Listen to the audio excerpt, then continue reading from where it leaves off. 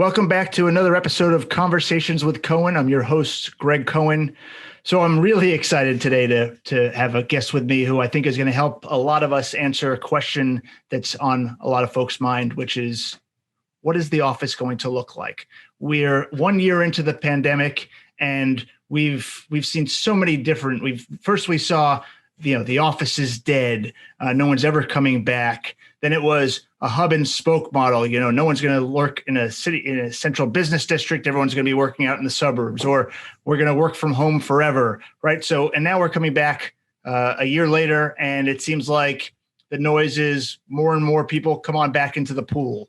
So I thought, who better to speak with than an expert in the field, a workplace strategist, David Stella, who for over 25 years has been living, eating, and breathing workplace strategy and the questions that really are on so many people's minds. Whether you are an employee of a company, or you are an occupier of space, someone making the business decisions, or if you're a large corporate organization trying to understand the culture of the future for your company and how you can maintain and grow that. So without further ado, I'd love to introduce you to David Stella, who can really. I'd love today. I know our time is short. I'd love for you today to help viewers and listeners understand, what is the office of the future going to look like? Okay. Well, thanks for having me. It's a pleasure to be here. Well, it's a big question, right? And I think, if we all had crystal balls, we try to figure that out today. But I can answer a few questions right away. Well, first of all, the office is not dead. Okay. We know that because we believe strongly that we are biologically and neurologically wired for human connection, and our need to be physically together is not going to go away. We believe that people do their best work face-to-face as well as at home. So there's always going to be some need for office space. It'll just serve a very different purpose, and we'll get into that in a second. The second thing I want to answer you is cities are not dead either. In fact, cities are growing. Yes, there was some movement of people leaving big cities, allowing themselves. Facebook was a great example. I can leave the city and go work in Indiana if I want to. But fundamentally, the city's function is not changed. It too is going to remain strong and vibrant for hopefully decades and millennia to come. And the idea of everyone working at home is probably not going to be the way it is either. So these three strikes, I'm kind of giving you right away. We don't believe that we're all going to rush back forever and ever. And we also don't believe we're all going to stay home forever and ever. It will be some sort of combination. And the term we use is hybrid, the hybrid flexible work model. Some amount of time in the office, some amount of time at home. And the question is, how much time? And that's what we're figuring out. What's been remarkable in the last 12 months, as we've been looking at data every month consistently, is how consistent the data is. In general, productivity has not plummeted off the cliff. It's actually gone stayed the same, or gone up for most corporations, which is fascinating. There's a lot of good reasons for this, we believe. First of all, we've saved time in our commutes. We are working more hours because we can. This separation of work life is much more difficult now that we don't have a ritual to stop work. I can kind of be flexible, but I'm working more hours. I'm also having to adjust very quickly. I have a client right now that's really excited because, we learned a lot through COVID, and we're proud of how we did it. Like, we actually made it work. In 2 weeks, we were all at home working, which is remarkable for many companies that don't have distributed workforce or have embraced a work from home flexible policy. So the ability for us to do this has been amazing. But what's happening now is we start to see this kind of Zoom fatigue. We know that's coming. People are just tired of the pandemic. And there will probably be, when allowed to, when it's safe to come back to the office, a mad rush, right? Everyone wants to come back and see their colleagues face to face. And that'll be probably the norm for a few months, several months thereafter. But we predict that over time, we will remember how nice it was not to be in a car for 2 hours one way back and forth to the office. And we will start to really adopt the hybrid model. That's some amount of time in and some amount of time out. There's a lot of statistics right now about how much 1 day a week, 1 day a month, 2 days a week, 3 or 4 times a week? We don't really know. We do know that on average, 50-50 seems about right. It's 50% of our time, 2.5 days, 3 to 4 days, somewhere in there seems to be where most people are landing. But what's great about the analysis that we do is we get very detailed about it per person, per company, per department, and really understand patterns. Some people, some groups of people will come back more. Those are people like younger folks, new hires, people who are looking for more mentoring, who need more training, who can't do their job effectively at home, like working in a laboratory or other, physical limitations. Those people will come in quite a bit. We also know that groups that are more collaborative in general and need collaboration to do their work will come in more. These are groups like marketing teams, people that are creative teams that need to engage with each other to really facilitate that. We do also understand that people on the opposite side of the spectrum, people who are more doing individual focused work, will probably stay more at home. Accounting, finance, IT, several general groups of folks who are basically doing computer work and don't really need to engage that much and that are happy at home, separated, quiet, and can be focused. Now, these are just generalizations, Greg, right? We don't, everyone will have an exception. There'll always be that person who has young kids at home that wants to go back in the office, or that person who just, wants to live in the middle of nowhere and is happy being remote. So the question becomes, what is the mix? And what we're really exploring with companies is, what are the policies? What are the guide rails? What are the framework around flexible work?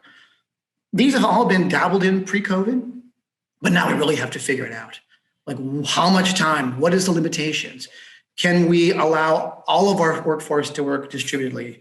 Is there some parameters that limit it? Do you have to come in some amount of time? Is there a minimum requirement for attendance in the office? Who pays for that attendance? Who pays for that flight if you have to fly? Does this happen at a corporate level? Does it happen at a business unit level? Who decides who comes in and how much? And what's the cadence? But to back up a second, one of the things we're really thinking about is why come into the office at all? And again, the reason is for human connection. We believe that this idea of face-to-face engagements, the door knock, the casual water cooler conversation, the non-Zoom scheduled universe is really important to establish trust-based teams. Trust-based teams are those that are people that are truly honest with each other. And when we can see each other's body language and we can see the nuances of their expressions, we can start to see and understand and connect with our colleagues. When we have trust-based teams, we have higher levels of engagement. People who are rowing the boat all the same direction for a common cause. When we see highly engaged workforce, we see a higher level of collaboration, which is the big buzzword, right? Collaborate, collaborate, collaborate. And we have a higher level of creativity, solving problems together, smarter, more efficient, all of which are the foundations for business drivers. Growing our business, a happy, engaged, trust-based workforce makes a company more successful. It's just basic, fundamental ways of thinking about it. And so part of the reason to come in is, of course, to connect, socialize, and build that trust-based team. It is not, we believe, to come in and work 9 to 5, 5 days of work, sitting at a desk all day long, and not having any choice of really where to go and what to do. My options have typically been a private office, a assigned workstation, or one of 3 conference rooms on the floor. So now what we're thinking about is, well, if I'm only coming in some amount of the time, 2 or 3 days a week, 3 or 4 days a week, what does my space look like? What happens to it when I don't have the need of rows and rows of workstations? When I'm actually sharing more space? Because if you think about it at a corporate level, part of my footprint of my company is now my employee's kitchen table. And that starts to change things up. So if I'm distributing my workforce and I'm distributing my footprint, the need for a headquarters is diminished. In other words, I just don't need as much space. because I'm using some of that space from my employee's home office. So then we start talking about this shift from the headquarters to hubs. And a hub is not just a headquarters space, everything shrunken down. A hub is a completely different reason for the office. And again, it's to socialize and connect, but it's also for choice-based working. Work when I need to work, where I need to work, how I need to work to do my best work. This shift from work is a location to work is an event. It's not this. I'm here 9 to 5 and therefore I'm working. It's output. It is productivity. It's my result, and that's a big change because a lot of structures are based off of command and control, surveying my people. If my people are not in the office, they're not working, and that's just not true. We know this because productivity, once again, is either the same or up from where it was pre-pandemic. So if we believe that our people are working well, then when they come to the office, they may come in at very different times. They may come in only to socialize because they're going to do all their focus work at home. They may be coming in to do training. They may come to do all hands meetings. They may be doing team meetings, collaborative meetings, whiteboarding, project rooms. They're going to use space in a very different way. They're going to use it as mobile as we are. I mean, think about how we work today. Back 50 years ago, after World War II, offices were set up in rows and people processed paperwork. They moved paper from one side of the desk to the other side of the desk, right? We don't do that anymore. We have technology now that does that processing. In fact, we have these little handy devices that allow us to work anywhere. We work in our client's office. We work at Starbucks. We work on a plane. We work at home. We can work all kinds of places. We come in and out all the time. In fact, when you look at the data points, pre-COVID, office space was left empty 40 to 60% of the time, which means we were never just sitting in the desk all day long. So what are we doing? Why are we using this real estate to sit empty? Why is it that our office space pre-COVID was static, but the way we worked was dynamic? So now we shift the model. So we come in for a new purpose, right? To socialize, connect, and build trust-based teams. And now when we get there, we're moving about. We're using space in a highly dynamic way. And we call them dynamic work environments. This is a collection of alternate seating strategies and alternate planning strategies than the typical pre-pandemic model, which was one-to-one assigned seating, very hierarchical, very rigid, title-based office provisions, very different way of thinking about it. The open office we did, back in the crash in 2008, where we all thought as designers, I know I'm one of them, we'll encourage collaboration by opening everything up and we'll all brace and hold hands and sway back and forth and sing Kumbaya, and that didn't work. Because what we realized was people don't work this way, and half our population don't want to work this way. They need quiet. They need variety of spaces. We assign the same open office cubicle to whether you were an introvert or an extrovert, whether you needed light spaces or dark spaces, quiet spaces or loud spaces. We didn't differentiate, and it was a failure. So what we're doing now in dynamic work environments is we're fixing that, thinking about something we call neurodiversity, which is how you work as an individual on a spectrum, not just the rah-rah person who we designed for in the 2008 and beyond, but for that person who does need spaces that are different, which is why the home office isn't going away, because it solved that problem. I can finally go home and focus and not have to be around with a mix of people and put the headphones on and try to manage this environment that doesn't work for me. I can create my own environment away from the office. So that's a big check mark. And that's why we think the office is flexible work is here to stay. People like that. But when we come in, we're not just sitting at a desk. We're often meeting with our team, meeting with colleagues, meeting with department heads, we're constantly moving and flexing. So our space within dynamic work environments will also flex with the way we use it. No more the warehouse of workers, but really an entire collection of variety of spaces and habitats that allow people to find and do their best work when they need to, whether that's by themselves, whether that's with other people, whether that's in an open up environment or an enclosed environment with the door. We're big believers in doors, by the way. They're important for acoustic separation. So we're changing a bunch of things. We're changing how we come into the office and why. And then we're changing when we're in the office, what are we doing? So our environments are no longer, again, this static, fixed way of looking at business and work, but really an entire array of settings and places centered around socialization and connection. So less individual spaces per se, and more collaborative spaces per se. So, but how do you do that? How do you do that as a company? Because I could imagine trying to build and configure for this space, it costs a lot of money, and arguably much space when built out is quite rigid. So how do you? So how that's counter to what you're suggesting, which is going to be a flexible environment. So how do you make what was a rigid environment flexible? Yeah. So here's how the finances work. When our real estate square footage goes down, our operating expenses and our rent costs go down, which, by the way, beyond people and benefits, is the second most expensive thing for most clients, real estate. So when that goes down, we can now afford to spend more money on flexible, dynamic work environments and technology. Because what we find is we need technology to help orchestrate, organize, and evaluate these types of flexible environments.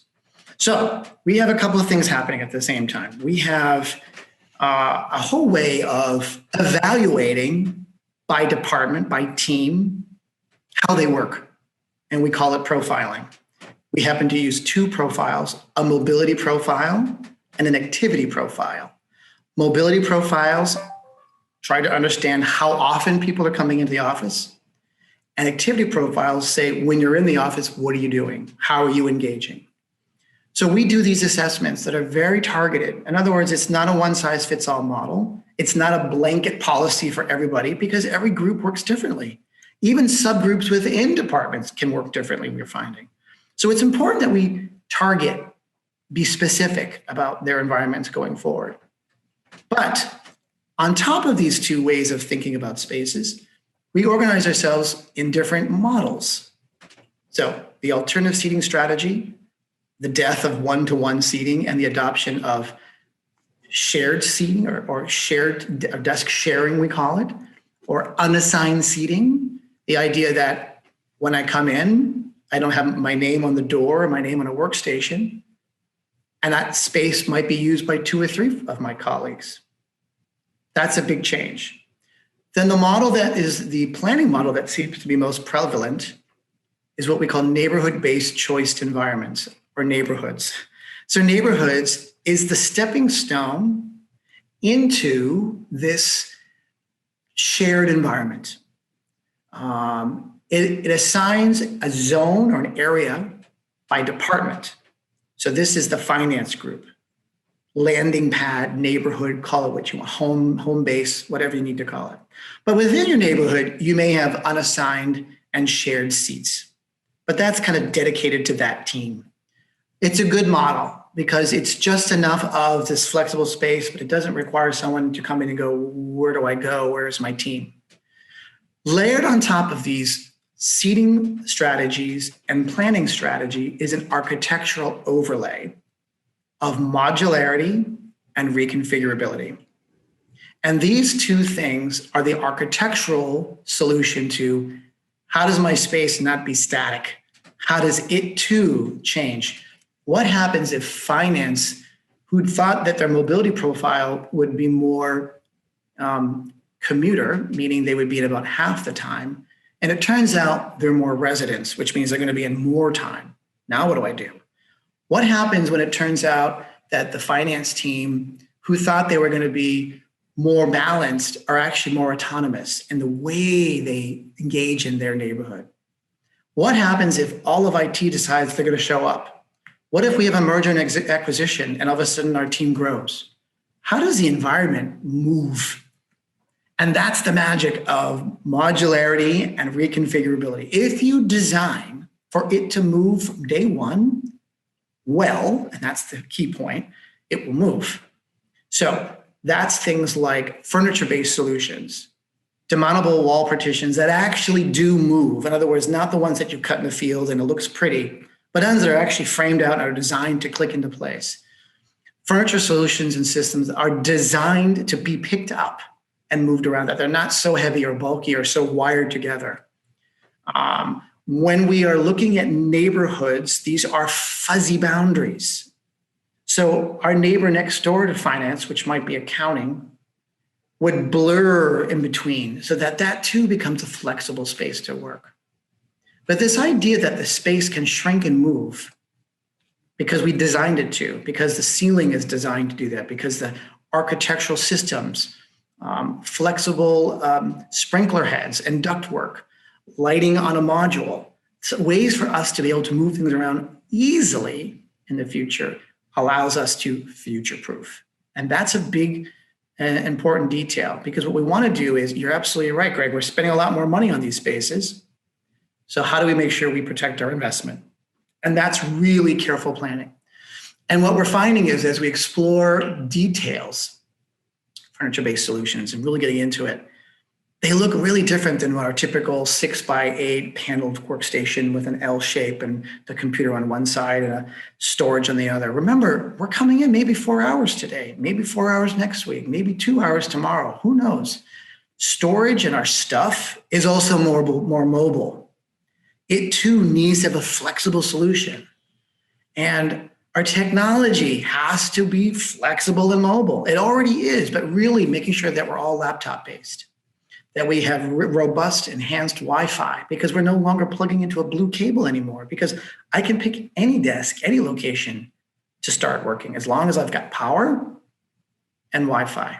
Well, so David, and I'm watching, I'm sensitive to the clock, so I know we only have a few minutes left. Yeah.